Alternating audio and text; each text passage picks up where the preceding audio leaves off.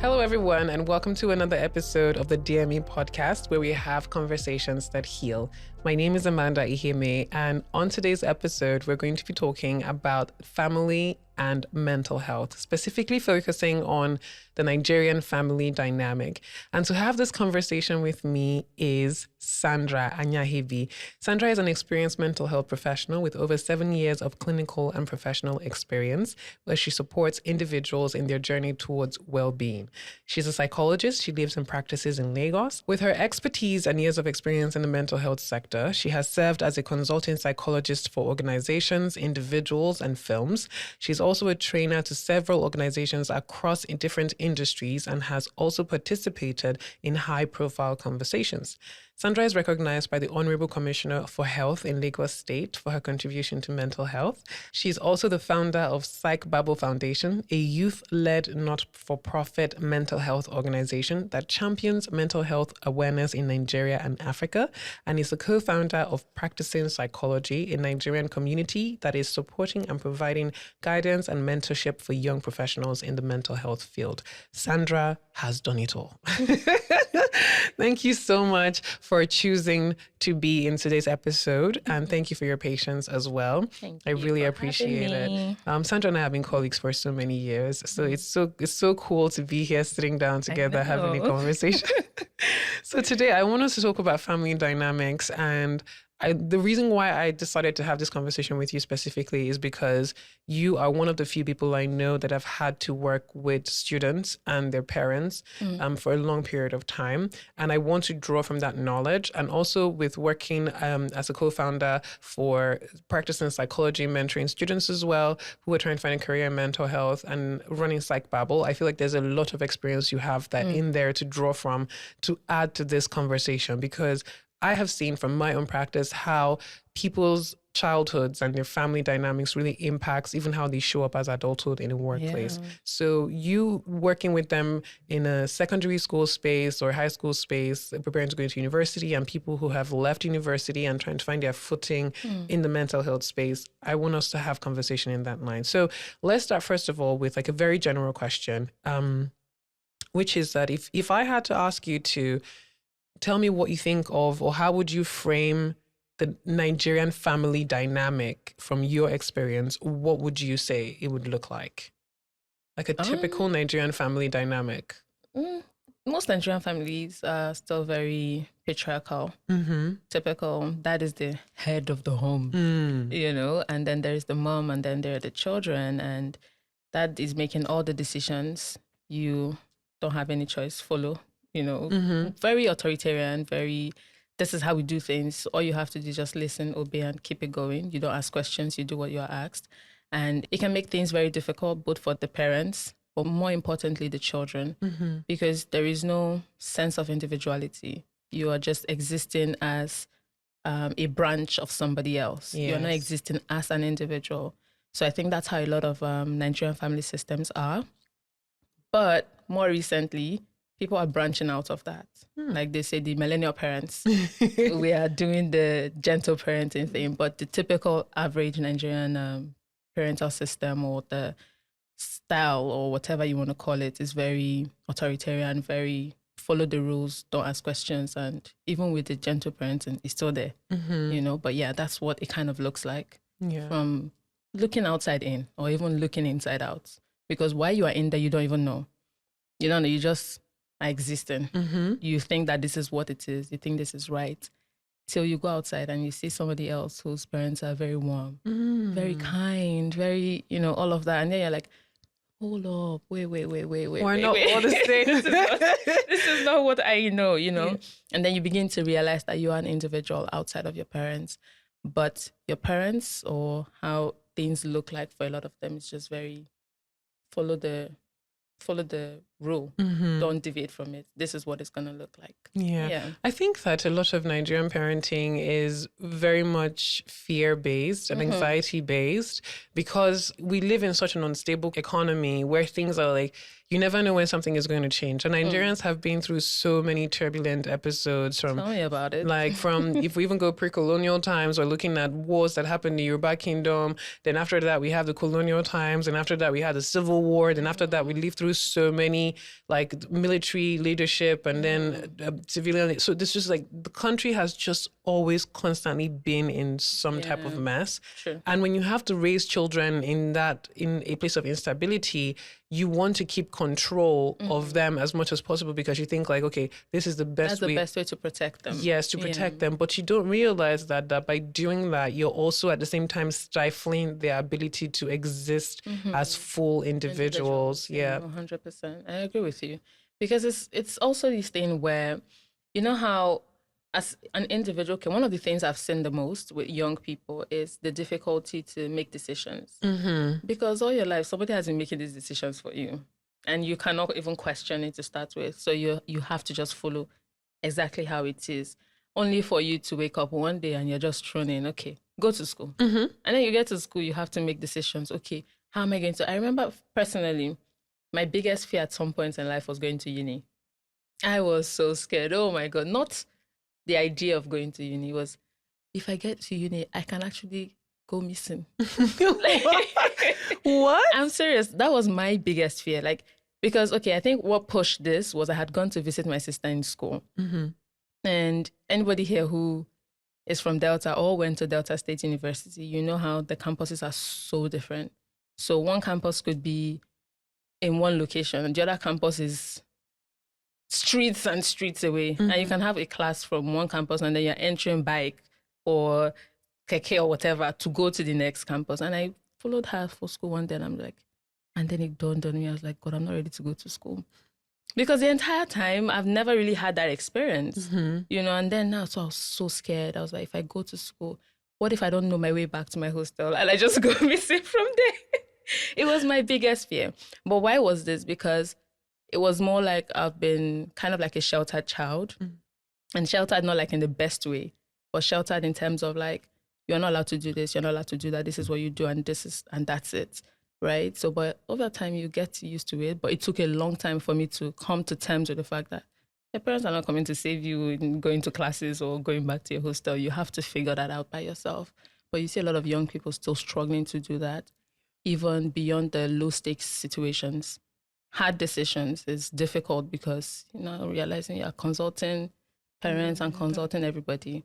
Again, why? Because of the parental influence or the way that they have been raised. Yeah. I think that one thing I'm so grateful for is that when it came to making some decisions, my father allowed us to he asked our opinion. Like when it came to what I wanted to study in school, he was like, what do you want to study? Like make a decision. Of course, he was still an authoritarian. Like he influence the direction you were going to, but he still allowed you to a certain degree to steer the ship.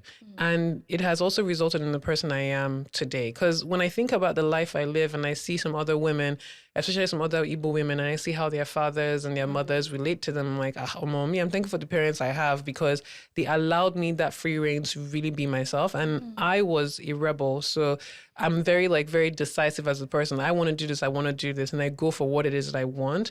And my parents didn't try to limit me too much in those areas. And that, so for me, I was grateful for that. But I do see what you're talking about in terms of decision making. Lucky you. As in, I was looking for a course to study. And when somehow, I don't even know how that happened, but I did not want to study psychology to start with. Really?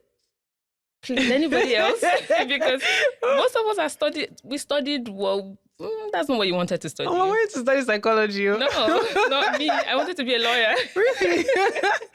I wanted to be a lawyer. And when I didn't get into uni with that, I said, okay, this was the closest to mass communication. Okay. And I didn't get that either.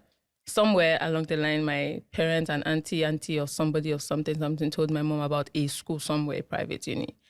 And my mom was like, okay, cool. So you just go and try it out and see. Let's see what they will give you. I went and I applied for the mass comm because they didn't have law. I applied for mass communication. And they're like, yeah, so our mass communication slots are full.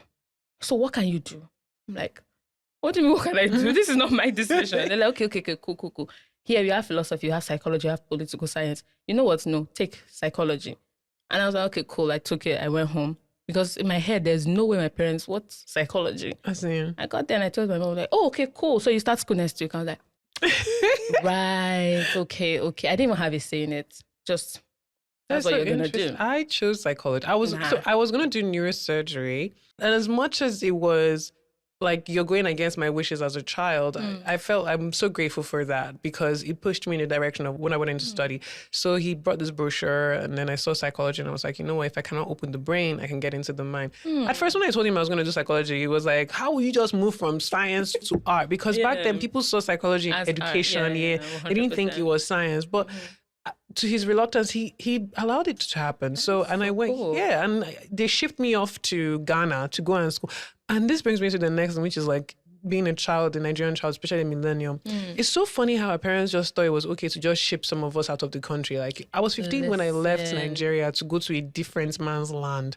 But then when you now come back home to Nigeria, oh, you cannot go out. Lagos is not safe. Oh my goodness. And I'm just like, but you've not been taking care of yourself this you time. left me all by myself in a different country to survive for 4 years. So why do you think that if I can survive in Ghana, I cannot survive in Nigeria? They think, oh, it's not safe here. And I understand, but that same protective instinct will still come up. So it's like, being a Nigerian child is kind of tricky because your parents trust you in some ways, but then at the same time, they don't trust you in some ways. And that in itself can then add to you not being sure of who yourself. You are. Like, can I really trust my own capacity if these people that are significant in my life can't even trust me? I get that 100%, but you can also see that family dynamics with you, right?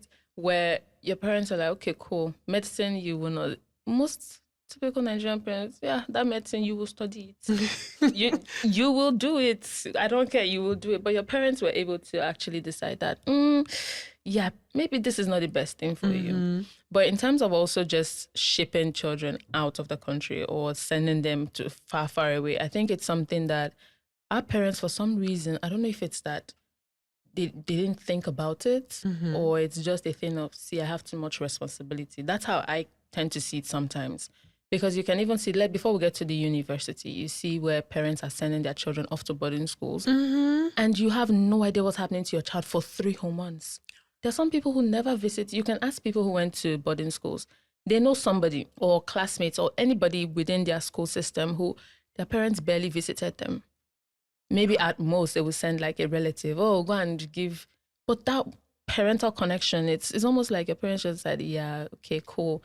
You're going to go there and bye, have a nice life. I'll see you in 3 months, And these things can affect you as an individual, but then also just sending you to, let's say for you now, Ghana, and then you come back and they'll tell you. Recently, I have a friend who said, you don't even know what happened. I've been away from my parents since I was 15, and they came back, they're currently 30, and their parents are guarding them like egg of life. No, you're not going anywhere. Lagos is not safe. At 7 p.m., the parents are already calling. Where are you? What is happening? Why are you not home? She's like, you do realize that until a week ago, you didn't know where I was. I am in a different country and you don't even know what time I get home, what time I'm out. And suddenly now you're all over the place. But I think it's also just that fear. Having lived their own lives, parents, they kind of know what it feels like for them. So it's almost like also projecting on you. So their own fears are kind of like seeping into your own lives. So it's not really fully that they don't trust you per se. It's more like they don't trust the situations around you. They don't trust the environment. They don't trust the people. They don't trust where you are. Maybe they also don't trust that you can take care of yourself fully, but they just don't trust the environment. And I think that's what it is. But again, most of our parents will not admit these things now, will they? No. Exactly. They will always just tell you that I'm looking out for you. I'm doing what I think it's best for you to keep you safe in this country. And you might not know what it's like here as an adult, so we just need to keep you safe. Yeah. So now I want us to go now deeper into family dynamics. And one thing I work with, I call them adult children. And something that's cropping up in therapy now, because in therapy, like it comes in waves. Like there's a time when you have a wave of this particular kind of illness that people are coming with, or this kind of trauma. So now I'm working now with people who are navigating mother-daughter relationships, and I wanted to talk to you about that, about how people's relationship with their mothers impacts the women that they become when they are much, much older in terms of the decisions they make, how they see themselves, how they see their bodies, how they even relate with womanhood based off of how their own mothers showed them what a woman should be like. And I want to know from your experience of working with students, how much of an effect have you noticed that people's mothers have on them, with students and even with adults as well? Yeah, I think this is time to kind of like show off a little bit. not the bad kind of show. So just last week, I was reading a research that spoke about how a lot of young women, our body issues develop when we are around, I can't remember, was it 13? Yeah, thereabout. And the research actually found out that it was usually linked to how the child perceived their mother, especially for the females. Like, oh, this is how my mom views herself. This is how she is. This is how she thinks about herself. Somehow, because children are like sponge, they're like sponge. They kind of just absorb things. They see you. They are imitating what they see. So if my mom thinks that her stomach is too big, maybe mine is too big. If my mom thinks that, she's not the most important thing in the world, then maybe I'm not the most important thing. Maybe I am to her, but not in the entire world. So you can almost see how they're drawing that inspiration, per se, from their mother. So if your mom doesn't think so highly of herself, obviously it's going to impact the way she deals with you, how she interacts with you. And over time, that child begins to pick that up. And then you become an adult who has body issues. You become an adult who is worried about how she looks. You become an adult who you are going somewhere and you're so conscious of how people are viewing you and how people are thinking about you. Yeah. Right? And I see this play out every time, even with young children right now. You can easily tell a child who is very confident in their body, and you can tell that, their mother is like they would say, a baddie. Because you can almost see, like, there's nothing, even though something, maybe they have like acne. Acne. You can't tell them anything. I'm the most beautiful human being in the entire world because have you seen my mom? Do you understand? So you can almost see that link and that connection. Yeah, that connection. So I think a lot of the times our relationship with our parents, it's the same way. It's not even just in terms of body issues. It's the same way. Your parents, mothers, fathers, most of the time they try to, without even knowing it, they are projecting their fears, like I mentioned to you earlier. So you've grown up in a world that you were scared of, you were not sure of, you didn't know anything, you didn't know jack, and then suddenly you have a child. You want to protect that child from that world without connecting the fact that maybe this world is changing just a little bit. How can I adjust to this? But for a lot of parents, it's more, see, this is how my parents did it. My mothers did not kill me. You will not kill me. You will not kill me. So you're going to listen and you're going to pay attention and you're going to do this and you're going to do that.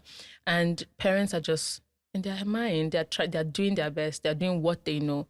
But I think they're also forgetting that the world is consistently changing. And these children, the things you're not speaking to them about, the things you're not telling them, even the ones you think you're protecting them from, they are learning about it somewhere else. Right? And if they see you being positive, if they see you being the best version of yourself, seeing that the world is even good, their view of the world will become good as well. Yeah.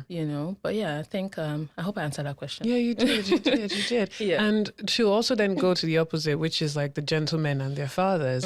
With men, when I have conversations with them about their fathers, like, what was your relationship with your father like? For them, it's almost absent. It's like, relationship with my father, my dad didn't talk to me about anything. Like nobody gave us any information about what it means to be a man, how to grow up. Or it's almost like the father's presence was just to be a figure that was there to be feared. Yes, to be feared, to be respected, to be given the lap of the chicken, to be an authoritarian, to either met out control and make big decisions. But when it came to the nurturing of the child, to fill up the substance of humanity for them, it was their mother or things that they watched on TV or online, or, banter that they have amongst other boys. And, with children, when you go to school, you learn a lot from what your friends say. So you will always have that community gathering. This person will bring their own idea. Another person will bring their all of you will now decide which one am I going to now follow. And it's typically the one that gives you the most amount of social capital that you'd follow when you're growing up, because you're trying to fit into a particular mold. So have you noticed anything in terms terms of the dynamic of sons and their fathers, either with the presence or the absence of the dad? Of course, 100%. It's still similar to the question you asked earlier about, the daughters and their mothers.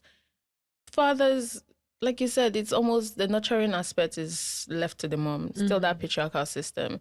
Yeah, the big decisions are for daddy. The other things you're looking to your dad, your mom, for emotional connection. You're looking to her for social connection. Your mom will give you one eye and you know what that means.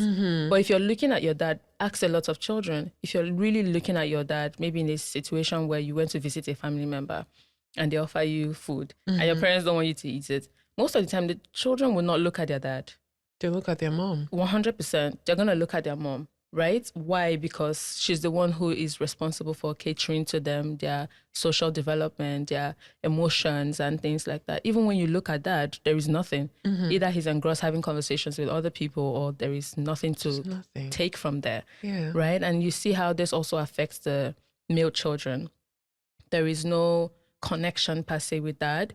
It's just, okay, yeah, I have a dad. He's present. He's maybe a politician or he's a police officer or he's something. But when they start talking about their mom, it's, oh, my mommy is this, my mommy that, my mommy, and people think, oh, you're mama's boy. No, but that is who you have a connection with, right? And then you grow up to become an adult who your relationships are very difficult or very different, not difficult, maybe different, because the way you interact with your parents is very different from what other people have, for example. So let's say I tell people that a child who grew up being, maybe you have a lot of adults around you and they're talking and you try to converse, they're like, shut up, adults are speaking.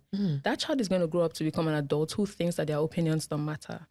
Who don't have a voice. That child cannot say anything, right? And you become this adult. So you go into places, you're quiet, and people think, oh, you're such an introvert. I don't know about that personality thing. What about if you were raised in a different environment? I said this before and they dragged me. Wow, so they're going to drag me now? I don't know. Don't come for me. I know. I said this before one time when I was having this interview with Lolo, that sometimes people, you brand yourself with the label of being an introvert, but you probably just were not socialized properly. Exactly. Yeah. Because take twins, for example, put them in different environments, right? Maybe they've been raised so far and you see how these children, they are so identical. You can't even tell them apart. Take them apart and put them in very different environments. Maybe one person is in an environment that is so loving and is outspoken, and the other person, they're kind of stifling them, which is not a healthy experiment, by the way. But just in case you're doing that, they grow up to become very different people. And suddenly their personalities have changed. And you think I'm an extrovert or I'm an introvert. No, it's a function of the environment you grow up in, and these things can affect who we are ultimately. And as young people, our view of the world, our view of relationships, it starts from our parents. Yeah. Your parents are the first relationship you notice. I mean, like between them. And that is also the first relationship you ever have, and if the foundation is shaken or broken, obviously it's going to create like really big difficulties or difficult situations for you in future. Yeah. So it's very, very different. It's very, very hard. It's also very, I don't know the word to use, but for young men, that is why we still have a community where men, still to today, a lot of men still believe that when they are saying be vulnerable, what they think or what comes to mind is, be crying. Yeah. Be wailing every second They of think the day. it's one, they say it's black and white. Yeah, They don't there's know no the in gray. between. Yeah. There's nothing in between, but it's not. And if you had a father figure or somebody in your life who told you that actually it was okay, not your mom, because again, societally, women have been branded as the criers and the ones, so it might not matter as much. But if you had a male figure who was very expressive, knew how to manage his emotions, knew what he was feeling, understood these things, you grow up to become an emotionally intelligent person, right? Because again, you've been socialized to be that way. But when that is missing and all you've known is to be stern and firm every second of the day, your face is always strong, that is who you become. Just remind me of how sometimes when you're in Lagos and you're walking down the street, you just see one man that his face looks like shit. And whenever I like, he's like, their face is just like a scar. And my mom used to tell me this thing like, Ada, stop frowning. You will get wrinkles. And I thought she was just being, how mothers are always very picky about their daughter's face. I'm sure to a certain degree it was that. But as I got older, I was like, this woman is right though. Because I started to notice that at some point I was having like all these angry wrinkles forming on my face. So now when I go around, I see all these people that like their face is just like they're older people. So I'm not even going to say it's resting beach face that young girls talk about. No, these are older people that their face is just permanently in a scowl. And they look like they actually look like they're going through it. Yes, they look tired and they look upset. Yeah. Like they look so angry. Yeah. It's life. Okay, so now I want to take us down to the path of adulthood because one thing I have now, we're in the age of our 30s and late 20s, and our friends are getting married, people are having kids, and all, we're having conversations about it. Like, oh, what's married life like? One of the things that's common that I've heard women, mostly women in my circle, say is that I don't understand how I ended up marrying my own father. Even though I did not like my dad.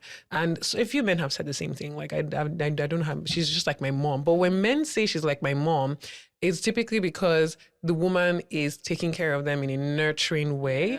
But when girls say that I've married my father, it's because the man is absent. Like the opposite, yeah. He's absent, he's not supportive, he's treating me the way he treated my mother, and I try to avoid it, but I don't understand how I ended up with the man who was just like my dad.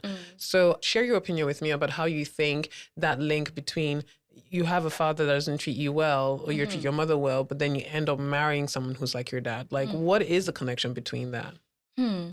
I think I have a very personal opinion about this. Okay. Right? And I think it's that thing of the way we process information, our cognition. I can't remember where I read this or if it's even true, but it's more like if you say, I don't know, if you're thinking, oh, I don't want ice cream today, I don't want ice cream today, your brain is hearing ice cream, ice cream, ice cream. And you end up having ice cream.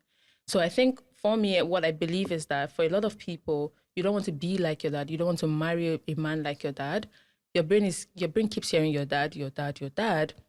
But then you are not sitting to actually think, what exactly about my dad do I not want? What is it that if I see this thing, my leg is going to be at the back of my head. Yep. So we're not sitting down to actually have these conversations with ourselves. We just know, my father, no, I don't want any man like him. But then you don't know what exactly it is. Yes, you don't want to end up like your mom because probably you've seen the way she lived and it does not appeal to you at all. But what exactly would this mean or not mean for you? What would it look like if you have a man who is opposite of your father? What does that vision look like? But then you realize in your head, the only vision there is your dad. Even though your mind is telling you, I don't want my dad, but it's made a mental picture of your father. And then somehow you start to, tailor or go towards that route without even realizing it. That is one aspect to look at it, in my opinion. But then there's also the other aspect of the emotional connections. So if you've had, I don't know if you, obviously you know about the attachment theory. Of course. I'm like, I forgot what podcast I was on. I forgot, but the attachment theory. So if you've really not had, let's say your primary caregiver, say for example, was your dad, right? But somehow was still not present, or you had a very hot and cold. This thing Nigerian parents would do, they would beat you or say very hurtful things, and they'd be like, hey, it's the left hand you used to beat a child, you use the right hand to cover. Yes, they'll give you food to eat with your biggest child of chicken you want, that they finish destroying your self-esteem. And that's their apology. Yes. But then that will only leave that child confused because you're not sure what side of your primary caregiver you're going to meet with that day. And then you grow up and then you start to see or get in touch with, say, emotionally unavailable people.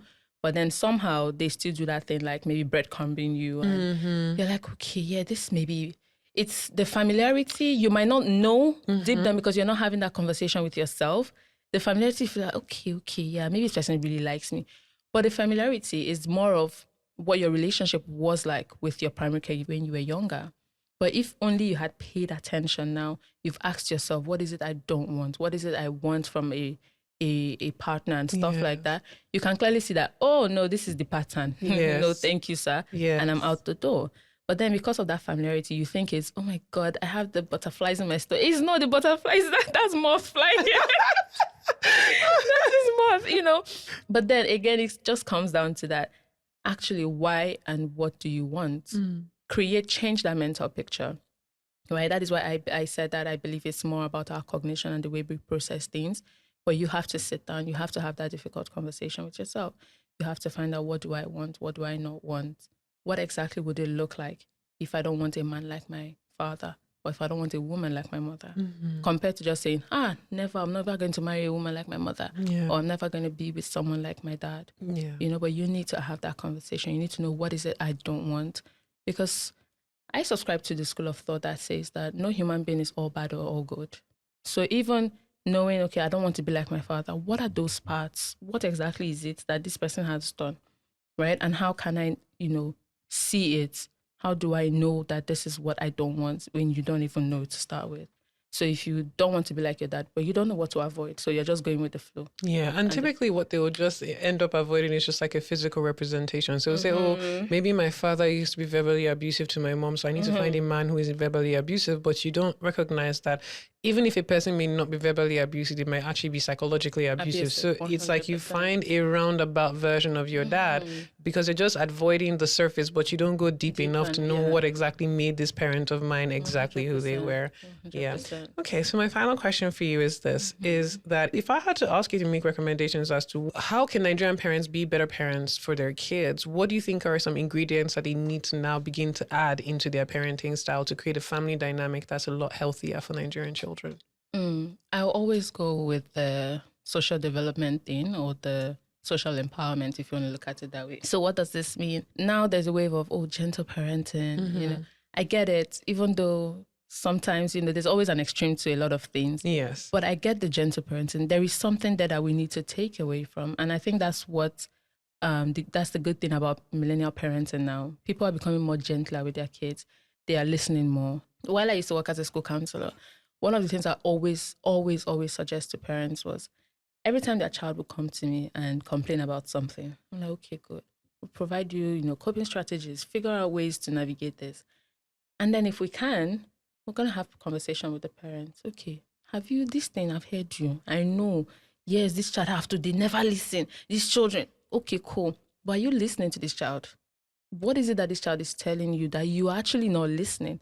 And most of the time you see how this comes out and there's a whole new light to it.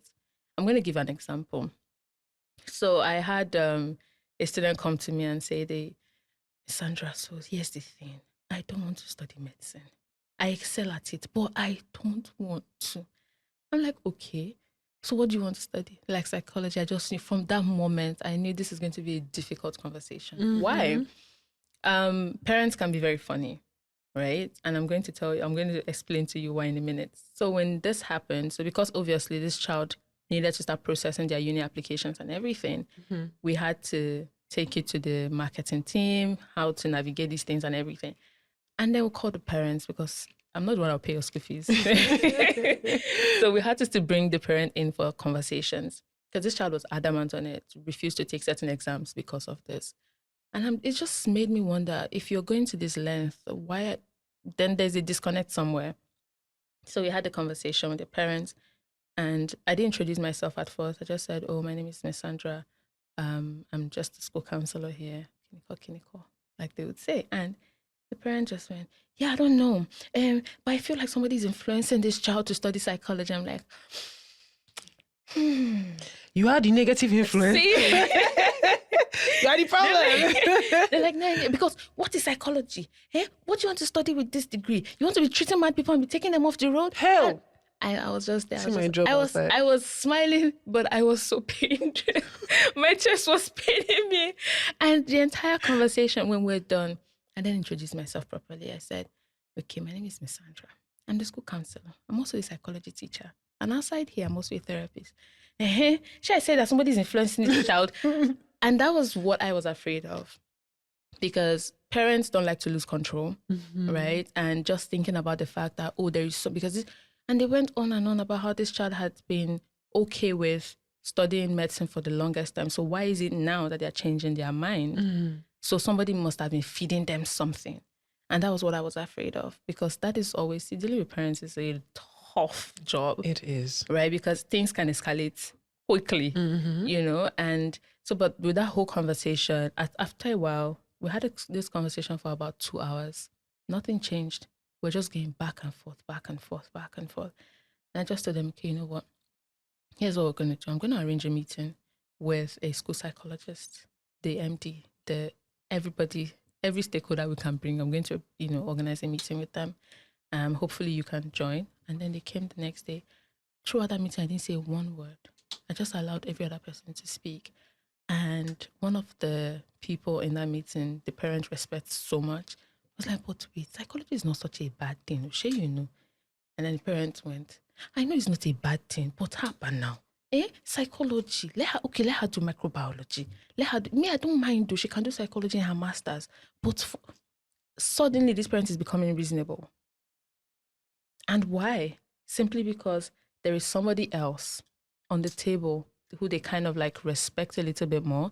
Even after that conversation, it didn't change much, but you could see that they were a bit, softened. And then what we did was, okay, we're going to leave you and your child in the room to talk. And before we left, I went to the parents. I said, I'm not offended, sir. But all I am asking you is to be on the side of your child. It's not psychology versus, it's not what she wants to study or anything. This child is your child. And you don't want a child who's going to be miserable. By the way, this child will not be with you in this country. So if they decide to leave and do something else, you are paying school fees, you don't know what is happening. Think about all of these things. And truly, why does this child want to do this? If somebody is influencing them the way you say, why are they so easily influenced if you think that's what the case is? What is it? Ask them the questions. What is it about this thing that you like? Why do you want to do this? So after I spoke to them, I left. And by the time we came back, they were hugging and they were, and then when they were about to leave, I asked the parents, like, so what happened? It's like, oh yeah, she's going to study psychology and she's going to, do, and again, typical Nigerian parent fashion, he had already planned the next 5, 6, 7 years. Okay, so once she graduates, she's going to do this, she's going to do that, she's going to do that. I'm like, so what's this so difficult? You saw your child now, literally. And this parent literally, at the end of the semester, this parent came to me like a very huge box. Thank you. Do you know this girl? She's so happy at home. She's so deep. And I'm like, all you had to do was just listen to your child. So again, I think that's what most of my recommendations would be around.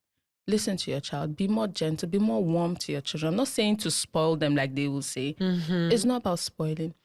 You want to beat a child. At some point, they will get comfortable with the plank or the cane you're using to flog them. Yep. And they will do worse. Because why? They are not being listened to. Every human being wants to be heard. So what is it? Why are you not listening to this child? Pay attention. Hear them. Listen to them 100%. Yeah, I think that's the most of it. Thank you so much for your insightful words, Sandra. It was so helpful. I am so sure that a lot of parents and children, I'm sure like when kids listen to this, because I know I said it was family dynamics, but now it feels like it's parenting stuff. Some children are just like, yes, now mommy, come and listen to this episode. Mommy, come here. So this is very, very helpful and very insightful. Yeah. I think like when we do the next season of the podcast, we'll come and talk from the angle of children to their parents. 100%. Yes, and then look at siblings. Balanced. Yes, as in properly. So I'm so grateful to you. So we have a tradition that we're starting, which is that for every guest we have them leave a question for the next guest. Okay. And the guest before this left a question for you. So I'm going to read the question out for you. So the question goes as thus. What is one misconception that people have about you? I think it's that same thing that you mentioned earlier about the strong faces. People actually... So, okay, I was at a friend's birthday dinner recently, and we're just talking about how we met. And they're like, that time where you used to strong your face anyhow. I'm like, hey, God. I was not strong in my face. I just have that strong face to you, right? But again, I have that. I think people tend to just look at me in that way and be like, oh, this person is so serious. Especially also with the kind of work that I do, even just in social settings, just meeting people. People just tend to think, this person has their life figured out. That's so serious. You're a therapist? Oh my God. I know. People think you have the solutions to the problem. Honestly, and I'm like...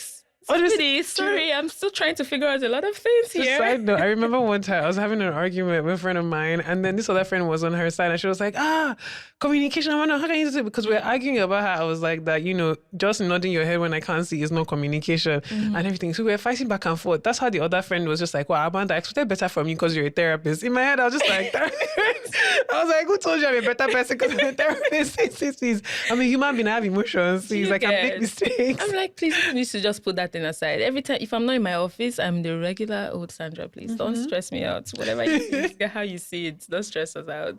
All right, thank you so much for that. So I'm going to ask you to leave a question for the next guest we're having. What question would I leave for you? This is not therapy, Sandra, by the way, but just general life conversations. When was the last time you had a very difficult conversation at work that regards your money? Yeah. So salary increase, leaving, that sort of thing. When was the last time you actually brought that up with your supervisors or whoever? Okay, this is going to be very interesting. I can't wait to listen to I wonder who's going to be the next guest. I pity them. This is going to be very interesting. I want to hear what they say because I'm interested. It's a very adult conversation, a very adult answer. Yeah, we must grow up. Thank you so much for being here, Sandra. I'm grateful for you, for your time, for your wisdom, and I wish you the best of luck with all that you do. And I hope that the next season we have, you can also grace us with your presence with more information and lessons to learn. Thank you so much. Yeah, thank you. All right, everyone. Thank you so much for listening to today's episode. And as usual, please follow us, subscribe on all the channels that you listen to podcasts. We're going to be there. Share this with your friend, family, loved one, colleagues, and a stranger. And as usual, this is the DME podcast, and we'll see you next episode. Bye. Bye.